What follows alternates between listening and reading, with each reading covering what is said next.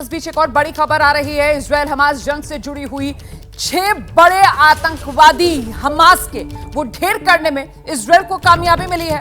इस वक्त की बड़ी खबर आपको बता रहे हैं। मारे गए 6 आतंकवादियों की तस्वीर भी अब आईडीएफ की तरफ से जारी की गई है। इजरायली सेना ने ये आतंकवादियों की तस्वीर है जो जारी की है। हमास के बड़े कमांडर थे, मारे गए हैं सभी 6 आतंकवादी। हम सीधे आपको लेकर चलते हैं ग्राउंड जीरो वॉर जोन। हमारे सहयोगी आशीष सिंह इस वक्त मौजूद हैं और जरा जानते हैं आशीष सिंह से, आज ये युद्ध अब 10वें दिन में दाखिल हो चुका है। ऐसे में अब यहां से आगे इजरायल की क्या तैयारी लग रही है ग्राउंड ऑपरेशंस को लेकर, खासतौर से आशीष? इजराइल की तरफ से जो ग्राउंड ऑपरेशन है वो लगभग दर्शकों को बता दूं कि 4 से 5 दिन पहले ही ऑलमोस्ट पूरा हो चुका था और 3 दिन पहले वो एकदम पीक पर था। यानी कि जो भी कुछ उन्हें साजो सामान चाहिए, अगर कुछ विदेश से भी कोई सामान मंगाना है, मिसाइलें या फिर कुछ और पार्ट्स, बाकी सब चीज़ें यहाँ पर 3 दिन पहले पूरी तरह से तैयारी और तैनाती यहाँ पर कर ली गई थी। लेकिन अभी जैसे कि हम दर्शकों को बता रहे हैं कि जरा जो बहुत सारे एस्पेक्ट्स होते हैं जिसमें कूच करने से पहले, गाज़ा में जाने से पहले उन्हें ध्यान देना होगा, और वही चीज़ें हैं जो इस पूरे ग्राउंड ऑपरेशन को डिले कर रही हैं। 2-3 क्विक पॉइंट्स बताना चाहूँगा दर्शकों को। देखिए, जिस तरह से यूएस प्रेसिडेंट जो बाइडेन पिछले 24 घंटों में ट्वीट कर रहे हैं, ये साफ साफ इशारा कर रहा है कि अमेरिका नहीं चाहता है कि इजराइल इतनी बड़ी तादाद में इन्वेजन करे कि पूरे के पूरे गाज़ा पट्टी पर टेक ओवर कर ले। वो किसी तरह का पार्शियल इन्वेजन या फिर सर्जिकल स्ट्राइक्स की फ्रीक्वेंसी और इंटेंसिटी बढ़ाने की तरफ इशारा करती हैं। दूसरी बात, जो बंधक हैं उनको लेकर भी परिवारों की तरफ से यहाँ पर बहुत ज़्यादा प्रेशर सरकार पर बना हुआ है, क्योंकि उसमें न केवल इजरायली बल्कि अमेरिकी बंधक भी हैं।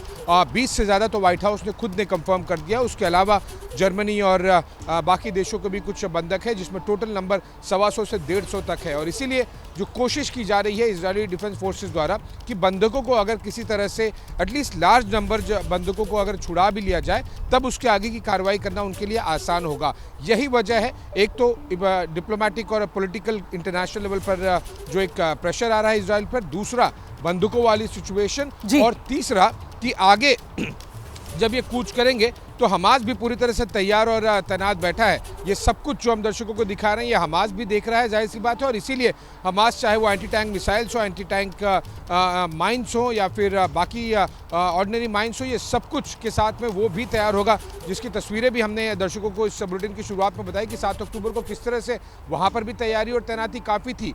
7 अक्टूबर को चंद घंटों में ही हमास को पता चल गया था कि जिस लेवल का अटैक उन्होंने इजराइल पर कर दिया है, इजराइल का रिटेलिएशन भी उतना ज़्यादा स्ट्रांग होगा। तो इन सभी की तैयारियों को लेकर हमास भी पिछले 10 दिनों से तैयारी पूरी कर रहा है, और इसी वजह से इजरायली फोर्सेस को ग्राउंड लेवल पर ऑपरेशन करने के लिए भी काफ़ी कैलकुलेशंस की ज़रूरत पड़ेगी, क्योंकि यहाँ पर नुकसान बहुत ज़्यादा हो सकता है, क्योंकि टैंक्स के नंबर्स ज़्यादा हैं, आर्टिलरी गन्स के अलावा जो इन्फेंट्री कैरियर व्हीकल्स हैं, सैनिकों की संख्या, आप जो बात कह रहे हैं ना, देखिए हमास ये जानता है, हमास आतंकवादी संगठन ये जानता है कि इससे पहले भी जब उसने इजरायल को नुकसान पहुंचाने की कोशिश की है तो फिर इजरायल छोड़ता नहीं है।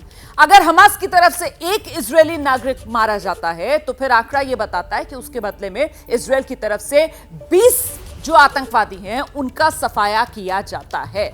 इसीलिए अभी ग्राउंड ऑपरेशंस को लेकर जो पिछले कई दिन से आप सुन रहे हैं कि किसी भी पल वो शुरू हो सकते हैं, पूरी तरीके से मामला आगे बढ़ता हुआ नजर नहीं आ रहा है।